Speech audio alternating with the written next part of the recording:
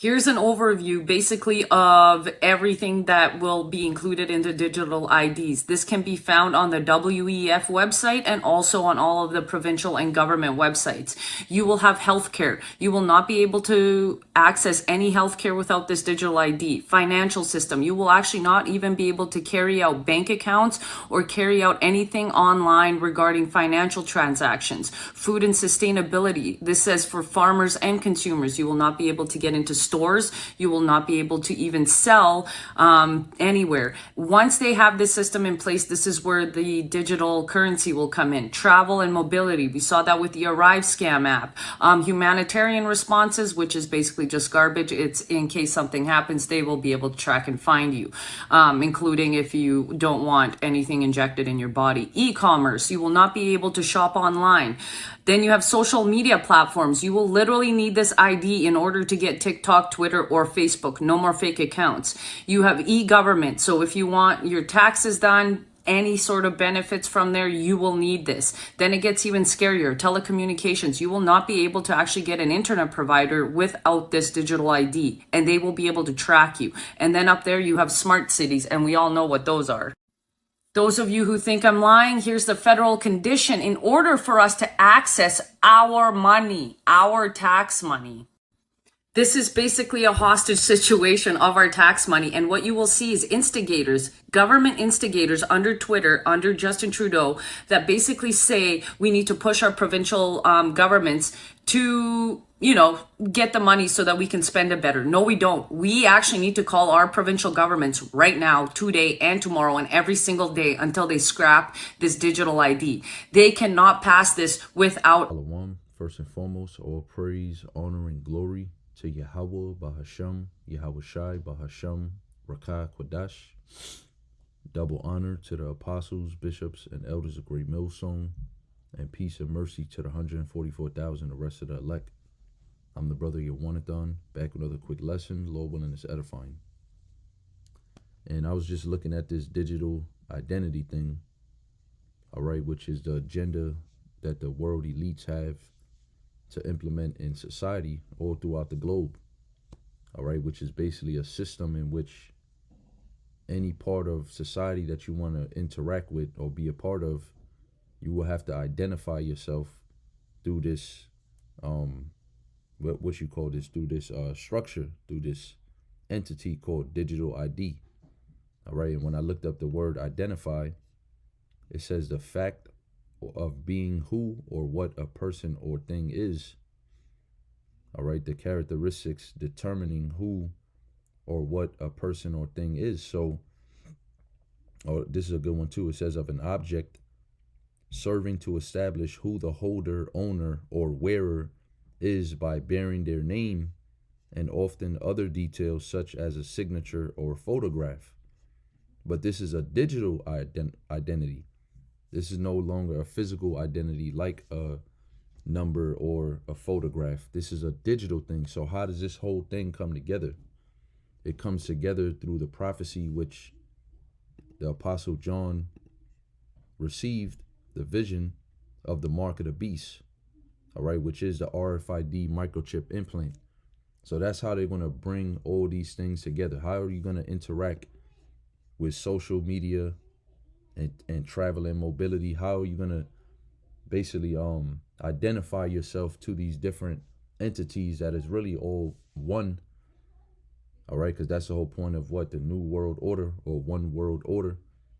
So all these things being controlled by the so-called white man, he wants you to identify yourself digitally in order to be a part of it. You can't have no bank to open a bank account, to carry out online financial transactions. You can't do that without this digital identity. So how do you digitally identify yourself? Through the RFID microchip implant. When you look up RFID, meaning, let's put it like that. Well, I spelled it wrong. What does it stand for? It stands for radio frequency identification. All right. So this goes hand in hand with digital identity or digital identification. Is the microchip is digital. Should we look up what the word digital means? Right. it says of signals or data. That's a radio frequency is a form of signal. Okay, it's a digital identification device. That's what an RFID literally is. It identifies whatever has the chip in it. It says express as series of the digits 0 and 1, typically represented by values, whatever. All right, showing the time by means of displayed digits rather than hands or a pointer. So you used to have a clock, which they would call the analog clock, and you would have to know numbers. You would have to know at least a little bit of math in order to read the analog clock. But now you have a digital clock. So that's just an expression, because now how the clock is relaying to you what time it is less manual. All right, it's being done digitally through numbers and lights. But that's like a basic definition of the word digital.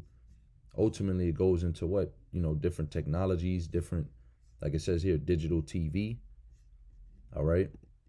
So how do you identify yourself? First of all, who are you?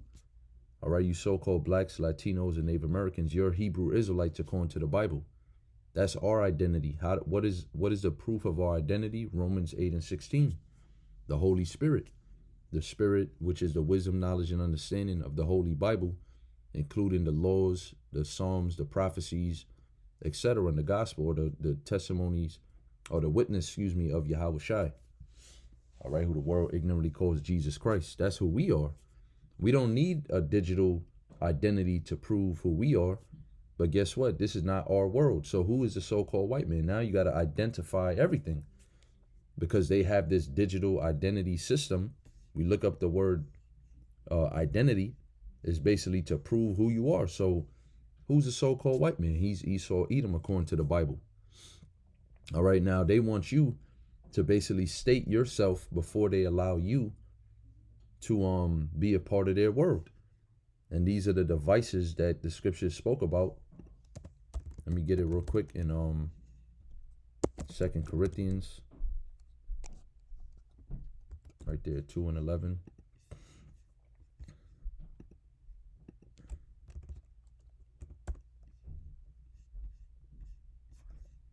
Salakia. 2 Corinthians chapter 2, verse 11. It says, lest Satan, and who's Satan? You got to go through the words.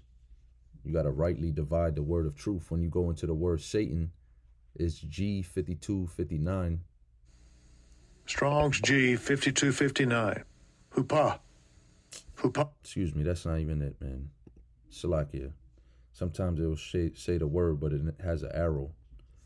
The word Satan in the Greek is Satanis, which basically, let him say it. Strong's G4567. Satanas. Satanas. Okay, it says Thayer's adversary. lexicon. Satan. Satan. That's where you get the word Satan from. But really, it goes back to the Hebrew shaitan, which means adversary. That's the actual meaning of the word. Remember, you have a meaning of the word, and then you have context of the word, and when you can use it in context. And in this context, it's talking about a Satan-like man. All right, because Satan, the actual demon, it says right here, the prince of evil spirits, the inevitable adversary of the Most High. That's bullshit. Satan is not an adversary to the Most High.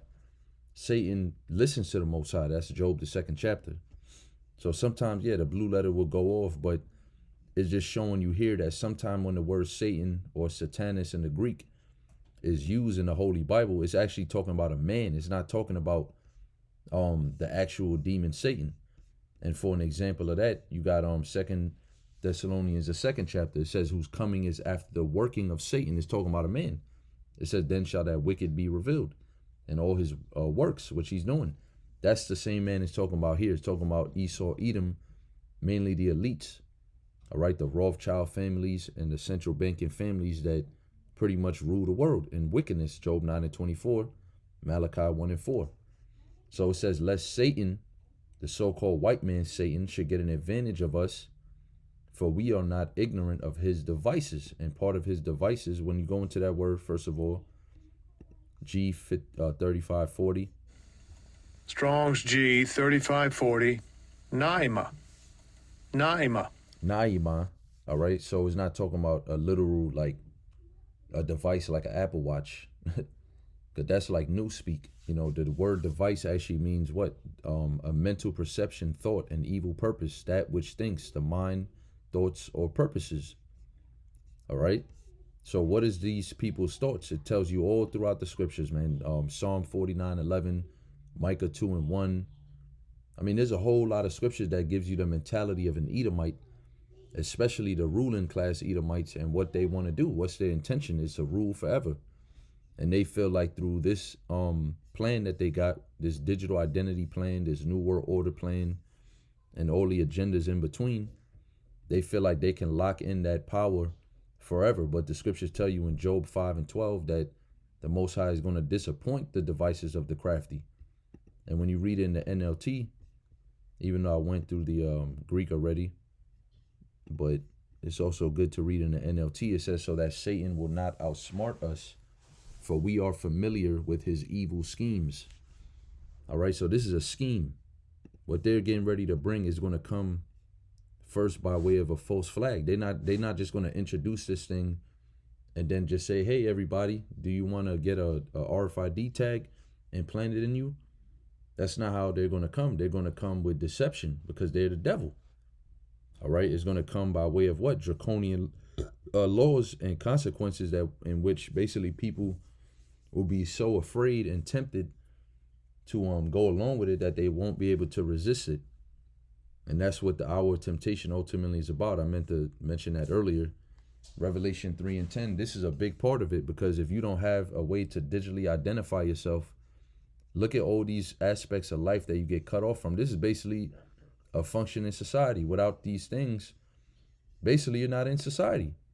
That's the easiest way to put it. That's what makes it the hour of temptation, because you're going to be tempted to basically show your faith. You know, do you have faith in Yahweh Bashim Yahushai? And are you looking for the kingdom to come? Or are you friends with this world and you want to be a part of this beast system? Because that's what this is basically identified as in the Holy Scripture. I'm going to read it starting from verse 15, Revelation 13:15. And he had power to give life unto the image of the beast. It's talking about the so-called white man, Esau, Edom, those with the power, obviously, to give life to the image of the beast. Is talking about the image of the beast is going into the ancient Roman philosophies, in which is embedded in American society today. All right, he's basically reviving that image. He's basically bringing back that way of life, and they've already done it, but he's pretty much made a new Roman Empire. All right, because an image of something is basically a how could you say? I don't want to really use the word replica, but it's like it kind of is. Like if you take a photo of somebody and you say, oh, you know, who is this in a picture? Oh, that's Michael Jordan. That's not actually Michael Jordan. That's a picture of Michael Jordan. You see, so the original beast is actually the Roman Empire. When you read Revelation up from the 13th verse, but then a new beast came out of the earth, which is America, NATO, and the EU. All right, the dragon with 7 heads and 10 horns, and then as well as the whore that rideth upon the beast. When you link it with Revelation 17, these scriptures are talking about a end time kingdom, a kingdom that will be here in the last days, but it always refers back to the Roman Empire. All right, the deadly wound that was healed. It says that the image of the beast should both speak and cause that as many as would not worship the image of the beast should be killed. So basically, as they're bringing forth this this modern Roman empire on crack, all right, which is the empire of today. That's what they call in the New World Order. That's what they call in Agenda 2030 and all the likes of these World Economic Forum leaders and world elite leaders who want this similar plan to introduce digital identity, to introduce CBDC, digital currency, and make everything digital, and to basically have you people merge with it through technology, which is that RFID chip. That's you worshiping it. Ultimately, when you worship it, it's not, you know, you didn't take the chip yet, so to speak, but it's going to lead to you taking the chip. That's how we're able to separate the two, because it says in Revelation 14 that they that worshiped the beast and took his mark. So You can be worshiping the beast up until the mark is introduced and you resist it and they kill you.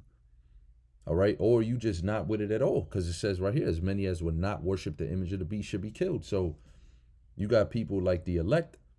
All right. The elect of the nation of Israel, in which, let me get this real quick. I think it's the 4th verse. Romans chapter 11, verse 4. But what saith the answer of the Most High unto him?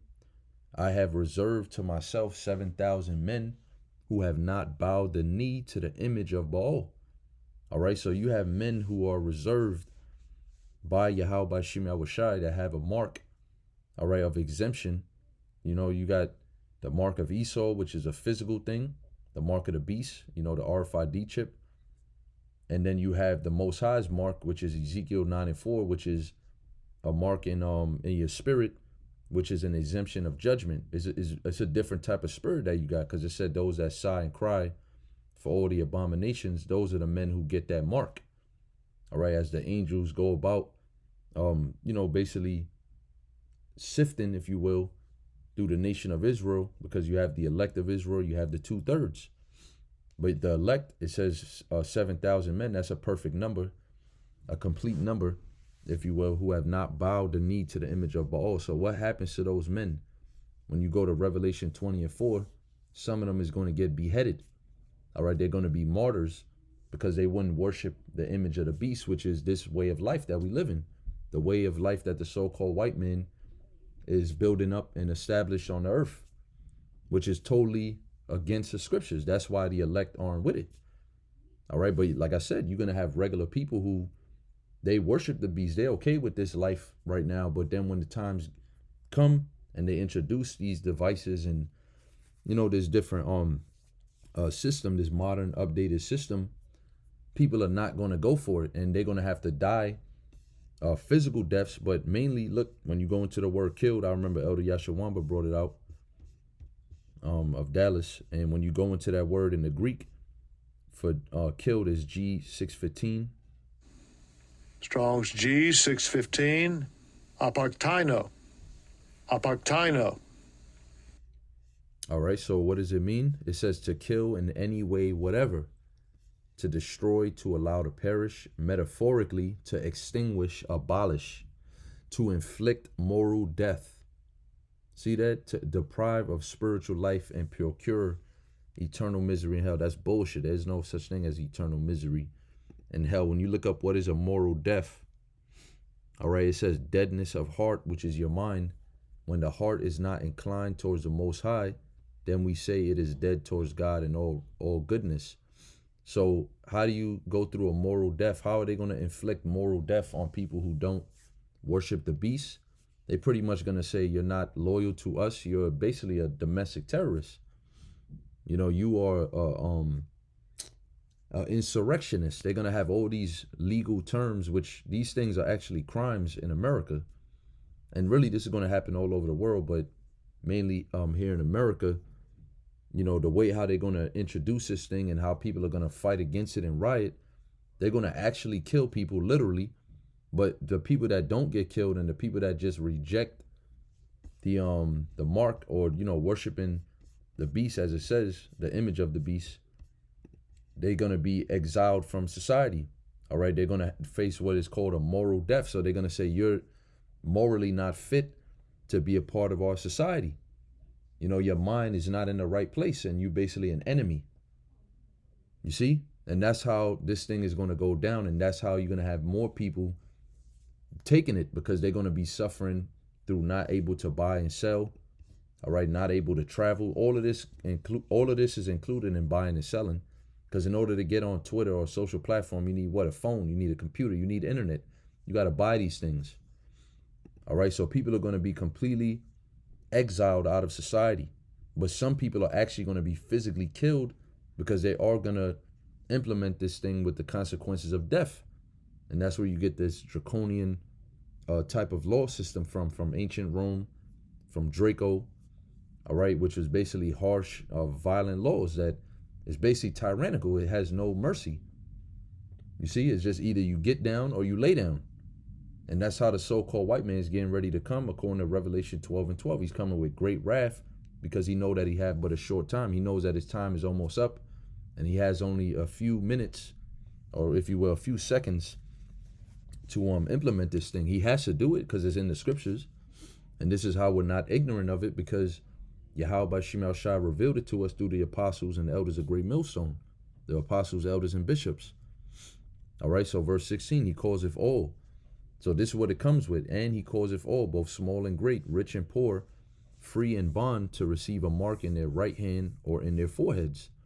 That word mark in the Greek, we always go into, is charagma. All right, and it means, let's get it real quick. Strong's G 5480, charagma. Charagma. All right, so it means mark, graven. It says here, a stamp, an imprinted mark. So this is something physical.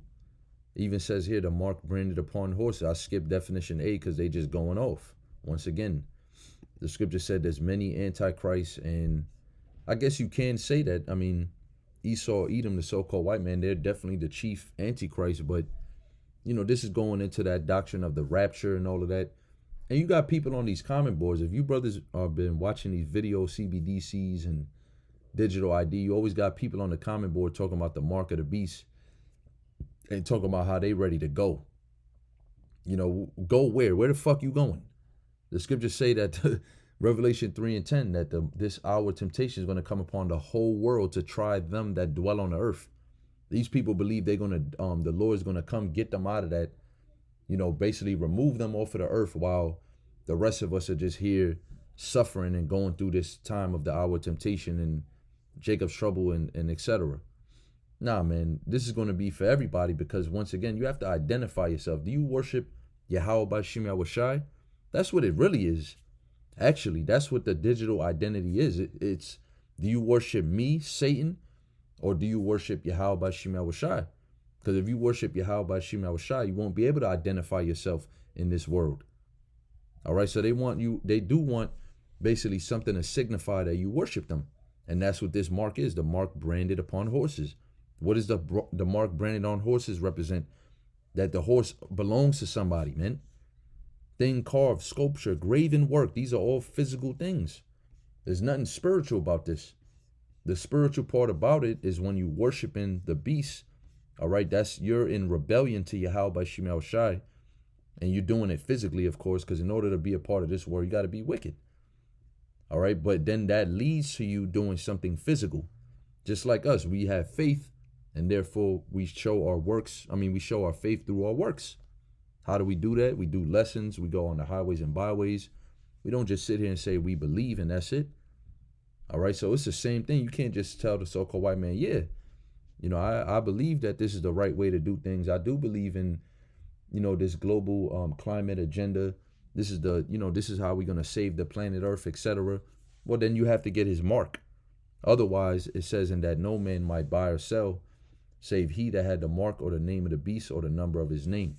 So whether you get it in your hand or wherever it's at in your body, like it says, in your right hand or your forehead, your left hand, doesn't matter. You won't be able to buy or sell without that. And therefore you won't be able to identify yourself as a worshiper of the beast, because like it just says, or the name of the beast or the number of his name. And that definition of identity for an object, might I add, you got to emphasize that, because it says, the first one, it just says the fact of being who or what a person or thing is. But then as an object, it says serving to establish who the holder, owner, or wearer is by bearing their name, and often other details such as a signature or photograph. So when you get that mark, you identifying yourself, yeah, but really what you're identifying is who your holder is, who's your owner. All right, that's what that represents, because once again, without that, you can't even do anything. So that means who's allowing you to do these things. When you take that thing, you're basically saying that the so-called white man owns you, and he's giving you permission to buy and sell. All right, and the elect is never going to go for that. So that's really the monkey wrench in this man's whole plan, because if you have a group of people who is going to fight and resist against it, the whole plan doesn't work, because you need everybody to be down with this thing so you can secure your power as the elite. If you have people resisting you, you're not really the elite. All right, you're not elite. These people shouldn't be able to resist you if you really the elite. See, with the Most High, it says, who have resisted his will? Not one. The Most High is the top elite. Yahweh Shai is the top elite. All right, nobody says no to Yahweh Bashim Yahweh Shai. So this just goes to show you that this man is weak, and this plan was never meant to work, because not only is it prophesied from the beginning, but once again, you have the elect, mainly the men, all right, elect Israelite men, who's not only just, calling this thing out and blowing a trumpet and warning all not to do it, but who they themselves is not going to do it. So that's literally going to stop the plans right in its tracks. When people start saying no, they're going to start killing, they're going to start getting violent, but it's not going to work. Ultimately, the plan doesn't work because you have people who just don't want to be a part of it. And in order for this thing to work for them, just like that lady was saying at the World Economic Forum, she said they have a big problem, and it's not, the biggest problem is not global climate. The biggest problem is not crashing economies, global economies. The biggest problem is that the world leaders, they're all down with this idea, with this climate thing, this digital identity thing. They all down with this thing, but the people are the ones who are resisting and not trusting the elites, all right, the world leaders. And she said, well, we can do this and that and, implement this and that, but if the people don't trust us, then there's really nothing we can do. Okay, so that's what this whole thing is about, man. They're getting ready to scare the shit out you people once again, like they did in 2020, and start implementing these different agendas and laws, and you people are going to go right along with it, but not the elect. And I'll say this too, even some people that's of the world, they still not going to go along with it, especially so-called Christians, Edomite Christians particularly, that know that this is the mark of the beast. You see what I mean? So that's pretty much a lesson, man. That we in these times, and the Wadi Yahweh Shimel Shah for giving us this truth to understand what the fuck even really all of this is about. And the Wadi Yahweh Shimel Shah for giving us the apostles, because without them, we still wouldn't understand what it's about. It's not like we just got the understanding and that's it. The Lord just gave us the understanding. No, he taught it to us through his men, through their men. So call haloyim la Yahweh Shimel Shai, and double honor to the apostles once again, and shalom to the elect.